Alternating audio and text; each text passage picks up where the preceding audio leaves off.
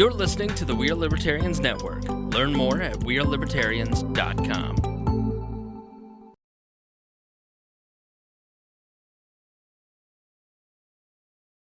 There's some times I've been such a cunt to him. And honestly, I'm usually super nice because he's super nice. We just get along like that. But, like, dude, when I'm hungry, I don't play. Like, there's been a few times, like, I was super hungry and, like, we had to be somewhere and we were already running late. And I'm, like, already like, and then I didn't think I was going to get to eat for a long time because of where we were going. Right. And I would just go into straight cut mode. But God love him because he'll stop and get me a sandwich from Subway or something. Well, it's self-preservation. I remember when I was married, that's how it is, yeah. Oh, dude, when I'm fucking hungry, I'm a beast.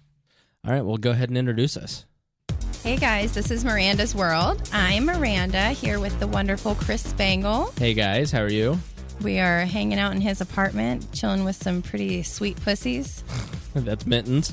Yep. Yep. She hasn't determined if she likes you or not yet. She's giving me a look right now. She just gave me the slow blink. We like each other. She just knows I will play with her. Yeah. I'm not scared, and Yep. I won't push her off that table. Keep going.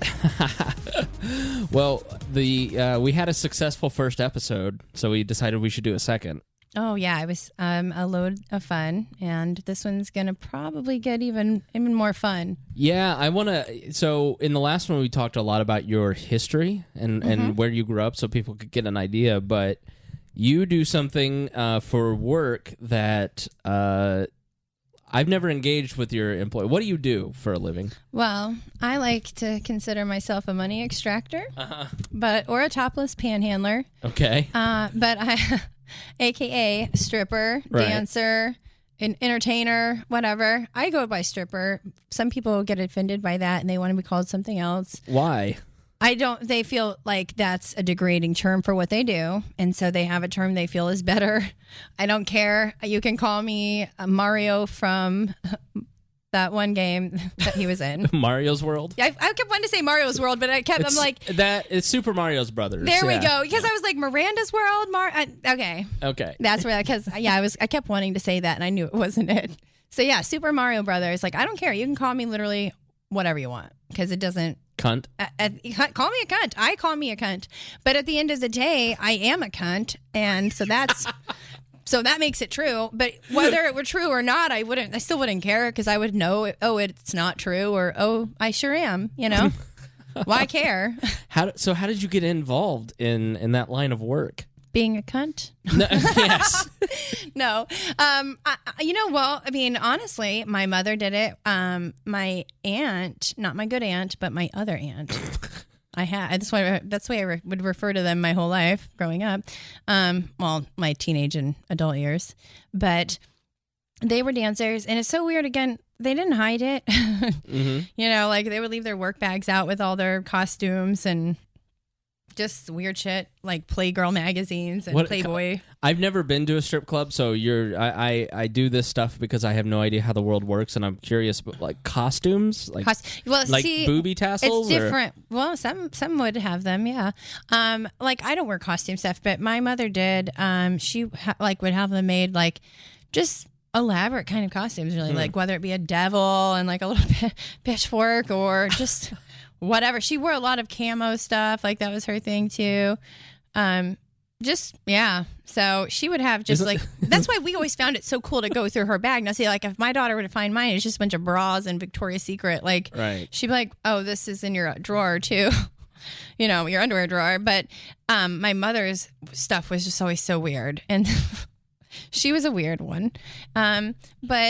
So, yeah, I don't know. It was just a weird, and honestly, I was going into the place that I work now from the time I was, I can remember, maybe 3. My mother would usher me right in. You're a legacy. I am. Because my mother worked there, but then my aunt worked for the other bar that Brad owned at the time, which was the Gold Club, which Brad doesn't own either one now. But, so yeah, it's just total legacy. Hello. That's why I'm winning at life.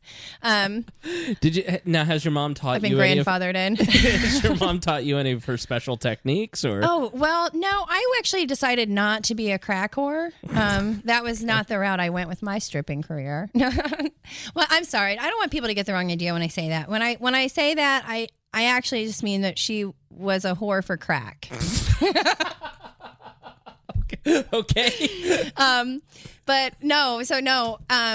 She had long abandoned me by the time I found myself on stage for the first time, which was at 17. But I actually had been walking around the East Side trying to get a job. I was 17. I had no job experience, really. I had no car. So I was limited to like fast food places around where my cousin worked or where my cousin lived. And right by Michigan and Sherman. And they were dirty and they did drugs and stuff. So I really hated it there and I wanted to get out. Yeah. And so I would try to get a job, but I really couldn't. And then I ran into one of my mother's friends, like her longtime friend. They danced together. And she was just like, well, yeah. Colleague, if you will. Colleague. They were peers. So you met her on LinkedIn. Yeah, exactly. She saw my professional portfolio and she wanted in. So, I ran into her. She was just as wild and crazy on crack as my mother. Right. And my mother actually lived with her for a short time, right, during a time period before I ran into her. Yeah. It was it's just kind of the time span is not that long. So she shepherded you into the industry. Well, yeah, she was like, well, hey, I can take you with me. I work in Kokomo with the Hip Hugger. I'll take you up there and you can make a lot of money. There's no tip outs, whatever. You get to keep whatever. Yeah, your boyfriend just walked in with food and now you're all distracted. Yeah, I know. See that sexy sandwich? This woman just like blah, blah, blah. And I'm like, well, first of all, I would have no idea what is going on, what to do. Yes, I've been going into strip clubs since I was a small child, but that was just for shits and giggles, not to make money. Sure. So she was like, no. So she tells me, I don't know, just get a fake ID and do it. So somehow a fake ID appears from my drug addict cousin. And so I swear to God, couldn't make this up. And so I rode with this woman because, again, I had no car and nothing. So I rode with this woman to Kokomo from the east side of Indianapolis. She asked me if I mind if she smoked some crack. Oh, my God. On the way. And I was so scared. And I was like... I was just about to ask what kind of woman was this. And then you answered it for me. I was like, please don't. So we stopped at the Shell gas station on 31 in front of the Walmart. And she went into the bathroom. It's an outside bathroom. And she smoked her crack in there. She was very respectful. How fast did she drive after that? Yeah, the whole thing was a blur after that. You didn't smoke crack, did No, I didn't. But I was just at that point going on fear. Yeah. Like, did this woman really just stop at this gas station to smoke crack? We're going to jail. We're going down. The Hip Hugger is world famous. It is. And it's so crazy because back then, this was 2002. Early 2002. I went there. I had a fake ID. I was 17. My fake ID was a woman much taller and bigger than me. She wore glasses. She was also Italian, which I can pass. I'm racially ambiguous, but or as I like to call vaguely ethnic. Yeah. You could pass for black. Yeah. I need to go to the tanning bed. Well, I can get tanner. I don't know how. Trust me, I can. You'll have to check out the We Are Libertarians Facebook page or the YouTube, and you can see video of these podcasts, and you can check Miranda out. Oh yeah. So. So I went up there. I would make money. I would get shit faced on tequila. Thanks to my, obvious drinking skills that I gained in my, adolescent years. And so, 11 and 12 set me up for that tequila drinking. And so I'd get so wasted and I would just make so much money. I would leave with like $400 or $500. And it was so cool. Like, I just felt like I showed up and partied and left with money. And I didn't really notice everyone human trafficking themselves around me. So it was fun. Did it for like maybe 6 months. Ended up, obviously wasn't going to keep driving out there. I still didn't even have a car when I stopped working there. I got out of my cousin's. The whole point was to get away from my drug addict cousin in her dirty house. And so then I did that. And I was living with her best friend growing up. She was from Zionsville, though, so not, they were cool. Well, so I thought. So her and her boyfriend, and they had a son just a little older than my daughter, and it was perfect. For me at the time, I had to, but at the same time, looking back, like I literally paid everything in that household. Oh, yeah. Neither one of them worked. But John had just spent all their money on this carpet cleaner before I had moved in. How expensive of a carpet cleaner was this? This fucking carpet cleaner it was the downfall of their relationship in that house. So Who gets divorced over a carpet cleaner? they weren't even married. I'm gonna tell you, I watched her go like this and try to scratch his eyes out. Over a carpet cleaner. Okay, the carpet cleaner is what started it. So this happened before me. Now that's also why now they needed someone to come move in and be the roommate, because they needed money. Right, they needed a sugar mama. They smoke a lot of weed, so I was like a shoo-in. And so, but it was perfect. Like, they were real hippie-ish, and the kids didn't. It was like cute, and we would do stuff, whatever. And so, but yeah, John had bought this carpet cleaner. It was like a couple $1,000. It was like $3,000 maybe carpet cleaner. And he was going to start this commercial cleaning business. But he smoked too much weed, so no one came to the door to see if he would commercially clean their place. And so he never did. He just couldn't figure out why nobody would show up and ask him to clean his carpet. Yeah, I mean, I don't really know how he thought they were going to come, because social media wasn't even around then. We didn't even have a smartphone. Probably had a little Nokia. Didn't even have a Motorola at that time. So there was never any kind of like shame wrapped around becoming a stripper or anything like that? Well, yes and no. I mean, I honestly was just, wow, I couldn't do it. But then I got completely wasted, so I didn't really think about it. And then there wasn't, at that time, during that, like when I danced from 17 to, I quit dancing probably right after I turned 18. But I didn't I was just like, oh, wow, I have all this money. And you know what I mean? I just thought it was like the coolest thing ever, because I went from having no money to actually having money and like being able to buy stuff. I was like, oh, wow. Like at Walmart, and like I wasn't, I wasn't getting crazy. Yeah. But like, it was just like, oh God, I was thankful. I was like, wow. And then, everything would go down with them so I ultimately was paying, whatever originally I was going to pay. But then, so the electric bill would be on a disconnect or something. So then I would just be like, oh, here's the money for that. Right. But I didn't know, and I was so just appreciative of my situation that like they knew that. And so like whenever they would just say something, I was also 18. I didn't think or know or, even try to consider what someone's motivation was or, whatever. So I would just be like, oh yeah, here. And I would pay her to do my laundry and like hand wash all my bras. And I would pay her because I had no boobs. So my bras were key at that time. Right, yeah. They were necessary. I just had to make sure they were still there. It made me nervous. Oh, okay. It's like two little magic 8 balls. I got a yes on both. Good. But yeah, so it was just so weird. I would pay her to do everything, pay her to watch my kid, pay them to take me to work, pay them for this, pay them for that. So I started dating a guy who was twice my age, and he was just like, what, you pay enough like to live on your own. Do you realize that? And I'm like, no. So then I got a real shitty double. And I think, so I used to kind of have an issue with like, what an asshole was he? Because he had a lot of money when I first started dating him. That he didn't help me. And like, but not by the end. No, but that's because he liked cocaine and strippers at the Brass. Ah, okay. And probably, I don't know. He was probably getting cocaine from the strippers at the Brass or giving it to him. I don't know. Yeah. And so, so you get your own place, but because he was twice my age and he was weird and living some kind of like trying to feel young again fantasy, he let me just live completely poor so that he could like relive that moment when he came over to my house, and then he could go back to his nice house in Greenwood. Right. Well, all his nice stuff. Were you expecting that he should take care of you? Is that what you're saying? No. But see, now looking back, I do. I think, excuse me, if you're dating me and you know that I'm like super poor and you have a lot of money that you're spending $2,000 a night at the Brass, and then plus whatever you spent on cocaine. How much? Yeah. So, excuse me, motherfucker. I got 2 smiley face chairs from Kmart in my living room.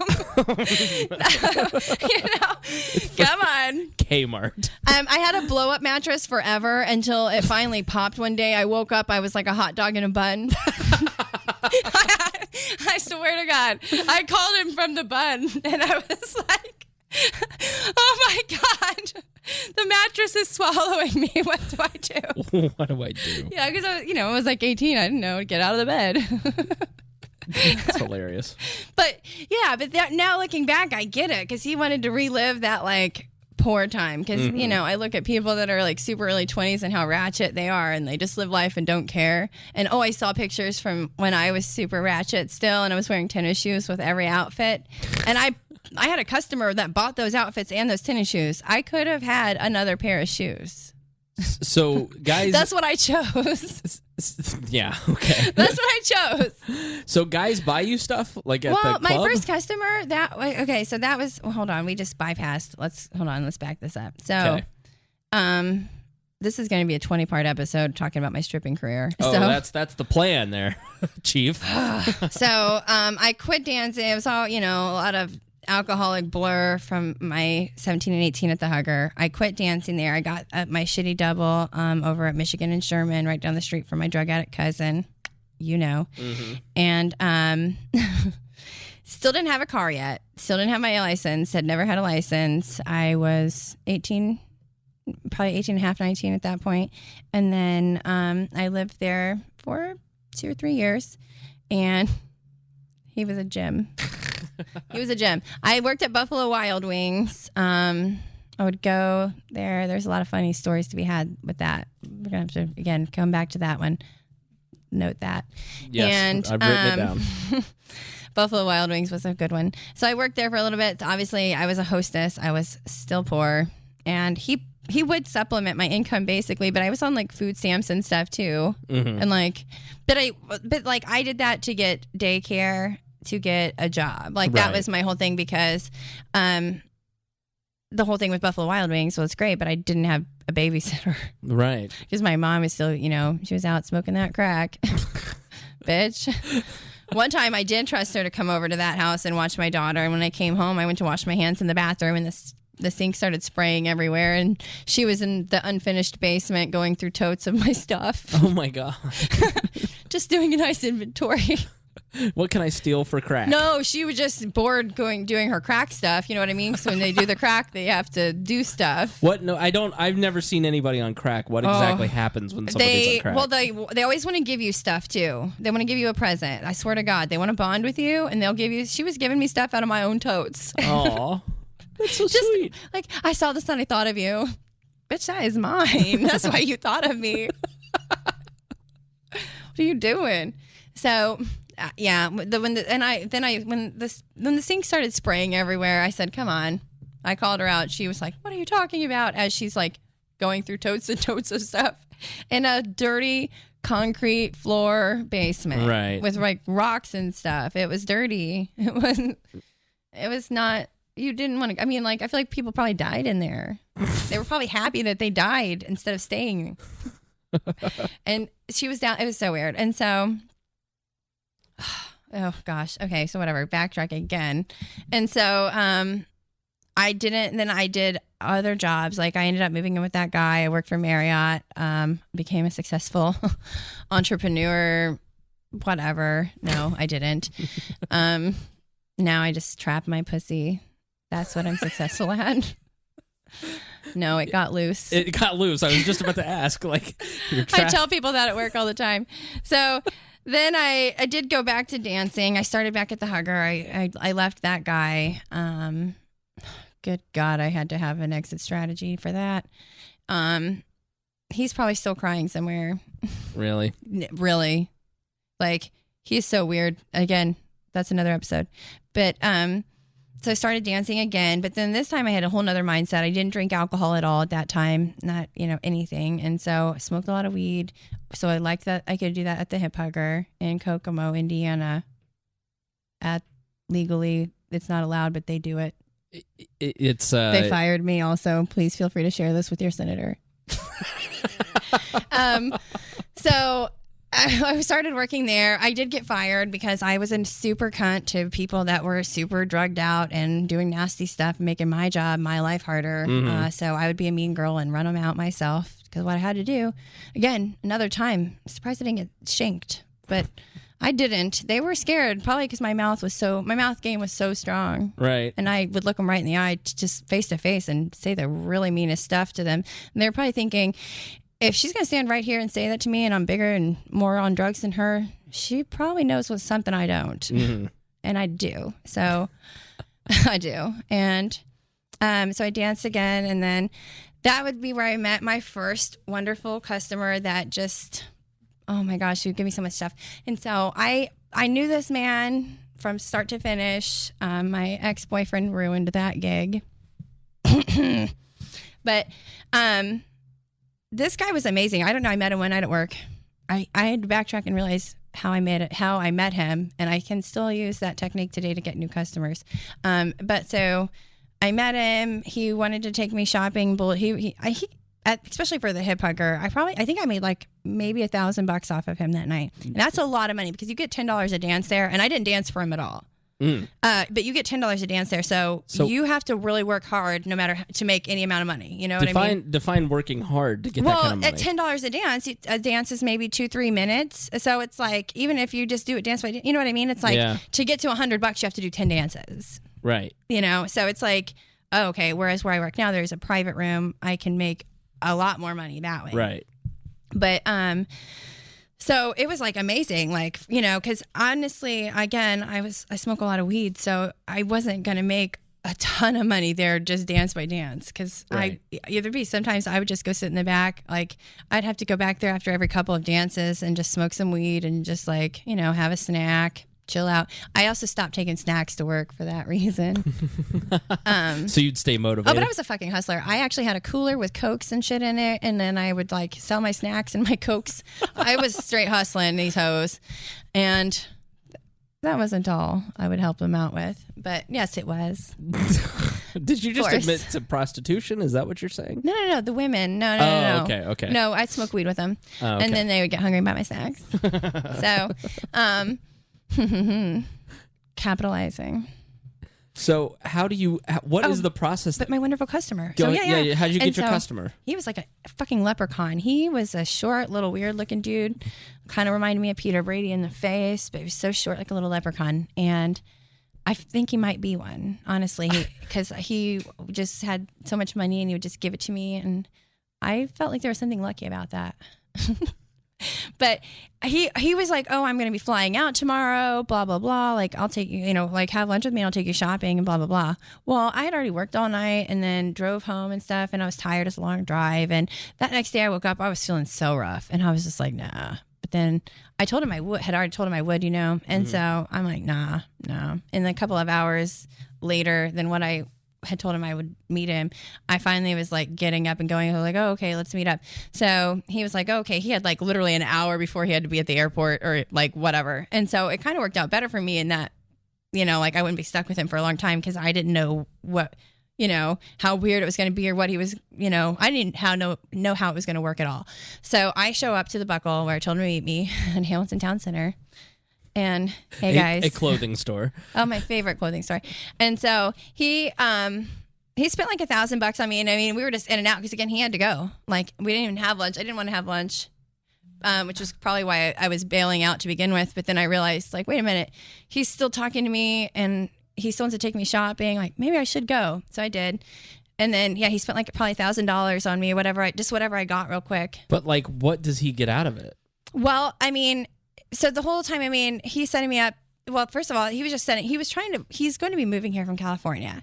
So he was setting up a situation.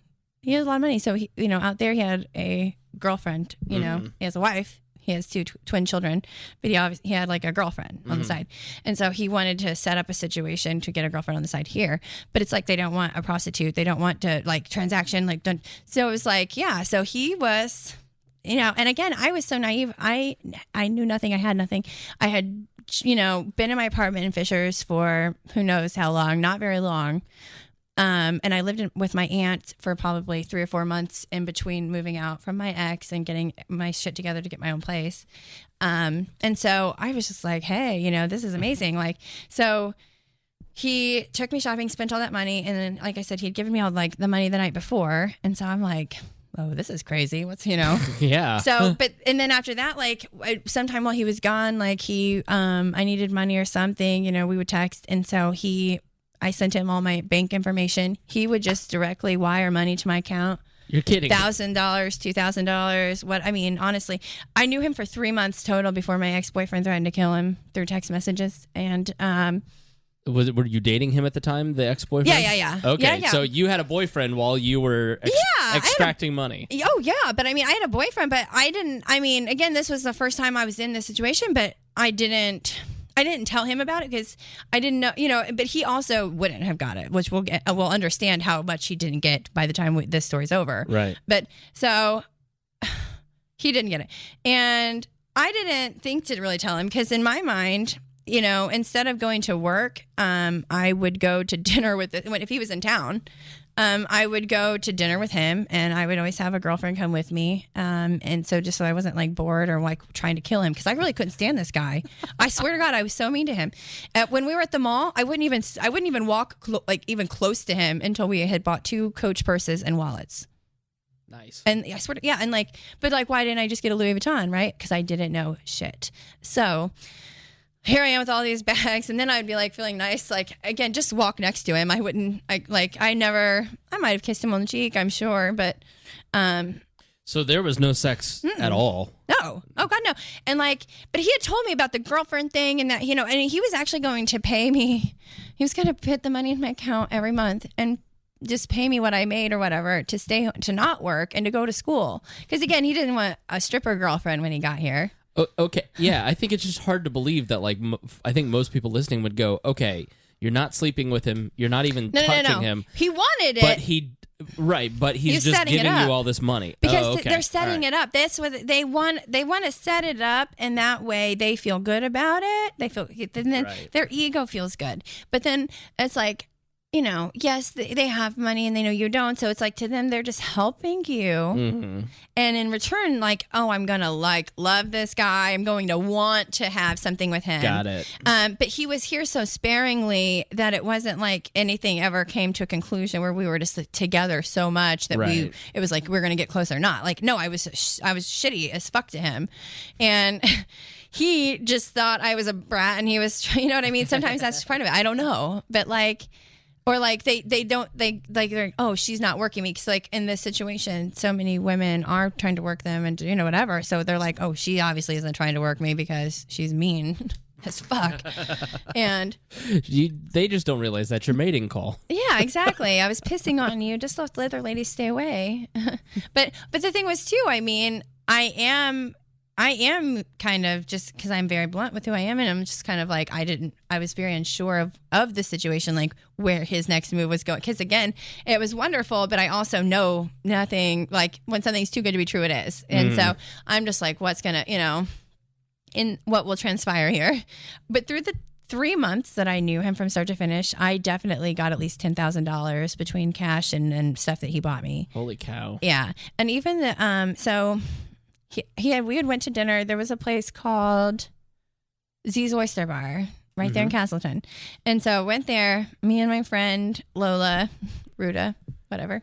And so I don't know, I feel like she kind of underhanded me on that one too. That a side note. But sidebar. A little side shade. She was moving out to Anaheim. Okay, but she was her name was Ruda. She was some kind of Muslim or something. I don't know if it was Muslim, but she was some kind of weird. Her family was some kind of weird religious people. They were black, so I think it might have been Muslim. Okay. There are black Muslims. Right. They're not all Middle Eastern. Right. Just a little lesson for you guys. But no, so her family was real crazy, and but this guy that she was marrying was like that. So I'm I bet she was trying to get her a nice little sugar daddy situation when she got out there. Nice. Mm-hmm. And so, we had went to dinner that night, and then the thing here's where because again, people are going to be probably this is where my ex, this is where he comes in, and I get where it looked weird to him at the beginning, but again, you have to think, who am I? Not that kind of person.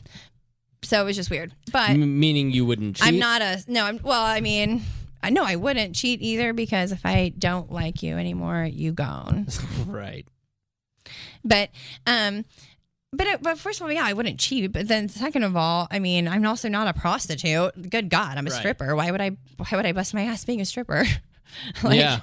That's why I always tell the girls that are prostitutes in the club, like, honey, just get a back page. You are in the wrong place for that. You can make much more money being a whore in a whore market, you know? I'm just saying. Just basic economics. Yeah. I mean, I'm going to make a lot of money in a stripper market trying to make them think I'm a whore. But that's a whole nother, maybe I am one. Come see me. But come see me do something strange for a little piece of change, as I like to put it. But so this guy, we went to dinner. I did go back to his hotel room with him for a little while, and we watched Paranormal Activity. I don't know if it was 1 or 2. Like, didn't even watch the whole movie. I was like, okay, I'm tired now. I'm leaving. I had a key to his room, of course, because, you know, I don't know. He was just like, well, maybe he was like, if you want to come back, maybe I was going to come hang out the next day. I don't really know. But he did give me the key, or maybe he just gave it to me in case. I don't really recall. It's really a long time ago. Right. But I can tell you, if I had slept with the man, I think I would have been like a situation. Like, why wouldn't I just take myself out to a field, burn my body and everything I had on, get rid of the evidence, right? Right. Like, no. But I did. I had the key. So I don't really know how long he'd probably been going through my stuff. Or if this just one time that I happened to have something was the one time he happened to do it. Yeah. Yeah. The boyfriend went through your stuff and found the guy's key. So okay. I went to his house after work, which again, if I'm leaving to go to work and crawl around on men naked for money, or is there really? Is it? I didn't think. I thought it was actually better, not worse, that I was clothed, having dinner, and going shopping. Right. Oh, and watching a movie. No cuddling. I told you I hate him. Like, he knew that. So he was trying to warm me up, but like, you know, just giving me my time, you know, trying to like, no pressure, you know. He was smart. I mean, he was obviously a businessman, but no, my ex did. He went through my phone. He wrote every contact I had down on a piece of paper. Then he made a Xerox copy of that. That's what he handed me the next morning. He had called the place where I had dinner. Oh, yeah, because the lady that was like the director there or something had given me her business card. Like, because she came over and talked to us and stuff. And, you know, right. It's just so weird. So, like, he basically played detective and went through, like, all of the stuff, called the hotel, blah, blah. I mean, just nuts. And so, I really just can't. I'm like, what was he thinking? It was so weird. He was like almost crying when he woke me up, and he's not like a like he was like a really like him and his dad don't even like hug. Like they're like firm handshake, like eye contact. That's it. And so I mean, he was almost crying and stuff, and he was just. I mean, I think he ultimately did cry. I don't want to put him on blast, but he did. Because it was just. I mean, first of all, I was just like blown away by the whole thing, because he's also accusing me like of being a prostitute at this point. Like, he's like going off on me and like blah blah blah, and I'm just kind of like, dude, I went to dinner with this guy, like whatever, you know what I mean? Like, is it worse that I did that than I grind on people's penis with my vagina? And so I'm like, seriously. And it was just the whole thing. And so at this point, I had other customers too. So there was another guy that was in my. I don't think he'd ever went through my phone until all those little things like set him off that were in my jacket pocket. And so, I had I had a couple of customers at this point, and so I had another customer, just a way different level. He would give me about $400 a week. He would come down one day a week. He was weird too. He reminded me of my ex, the old guy. Like, he just wanted to take me to like do my shopping, like my grocery shopping, and like help me. It's like he was weird. I think it's like, I'm sorry, but if you're just handing off money, like, nobody just does that. It takes a weird type. But like, yeah, but he was the exact same kind of. I guess he fit the same thing as my ex, because it was like he wanted to like live out some deranged fantasy of like living this like early 20s life with me, you know what I mean? Like, it was so weird, but he didn't want me to be poor. Like, he would at least take me to Target and like, you know, whatever, but help me be a Target baller. But he would always give me $400, but then he would buy my stuff like wherever we went. Like, but I mean, again, I would just buy my normal stuff. Like, I wasn't thinking to like just buy a bunch of random shit. Yeah, that would have been smarter. Or just like cool shit, not just random, but like cool stuff. We only have a few more minutes left. So. Well, he threatened to kill all these people. That guy ended up, he did. My ex texted them all, threatened to kill them and stuff, and then, or called them, whatever. So the guy in California, I was crying and stuff, and I just I ignored him for a long time, like maybe a whole day, and then he kept messaging me. He was like, just talk to me, please. And he was like, and I was just like, I'm really upset right now or something. Because I felt bad. He didn't know I had a boyfriend. So now... just the whole thing. Everybody's like hating me. Just a total meltdown. Yeah. And I'm just like, what the fuck? And so, but he was just like, no, here. He's like, I just put $1,000 in your account. Go shopping. Feel better. Oh my God. So what crazy person. There's that. And then on the other hand, I have the ex who's just like in total hate mode. So in my mind, we're done. Like, first of all, shame on you for going through my phone. And I told him that. Shame on you. And for being weird. Like, first of all, that's a violation. But then second of all, I kind of took his upset, him going off on me for a minute, because I understood him being upset. But then at some point, he crossed the line of accusing me of certain things. And he didn't even know how much money this guy was actually giving me. I told him that guy gave me $400 to go to dinner. And he went off. He was like, nobody would give you that much money without having sex with you. It is hard to believe. I was getting thousands. I mean, what if I had told him how much money I was really getting? Yeah. What would he have thought? And so the whole thing. And so then the other guy, he was so depressed to find out that I had a boyfriend and blah, blah, blah. He left his wife. I asked him for money. He told me he couldn't give me any money because he had to divorce his wife because he was so sad to find out that I had a boyfriend and da da da da. Again, didn't do anything with this guy, but he was in love with me and I knew it. He divorced his fucking wife. I said, why did you do that? You don't have any money? Bye. Oh my God. Seriously, blocked. And every time he's married to somebody else and she is not very old. At first I was like, is that his daughter? And I was like, no, wait a minute. His daughter is my daughter's age. She couldn't be married. This bitch, he is married to some young brunette, not as hot as I was ever. And so he's obviously trying to, again, recreate something. And he still will get up in my DMs. I'm like, yeah, you can come and see me at work. And he always try to play like he's going to, but he doesn't. And he knows because he was like, oh, is that the only place? Yeah, it is actually. And I see you're married again. What, you trying to get divorced twice? You trying to make us no. Then you're going to have no money again. And this is the final thought here. You're almost mad at him. Oh, I am. But why are you mad? Why the fuck would you do that? Why would you get a divorce from your wife and the mother of your children? I mean, and be depressed over the fact that it's never going to happen. You know what I mean? Yeah. It was annoying. And it was I had a decent source of income coming from that. And he threw it all away. And I was mad. Well, we have to end and process all of this. And up next, we're going to interview your boyfriend, Joey. Yeah. He doesn't know it yet, but... he doesn't know that, but he knows a lot. Yeah. Basically, Miranda's going to interview her boyfriend and ask him what it's like to be her boyfriend. Keep a sandwich on standby. Yeah. So, all right. Well, join us next time. Thank you for joining us. Miranda, final thoughts? My final thoughts are thank you so much for joining us on this wonderful podcast, listening to my wonderful shit show life, Chris Spangle and Miranda Barnett. Check us out on social media of your choice. Love you, bitches. Thank you for listening to the We're Libertarians Network. Get our other shows at We'reLibertarians.com.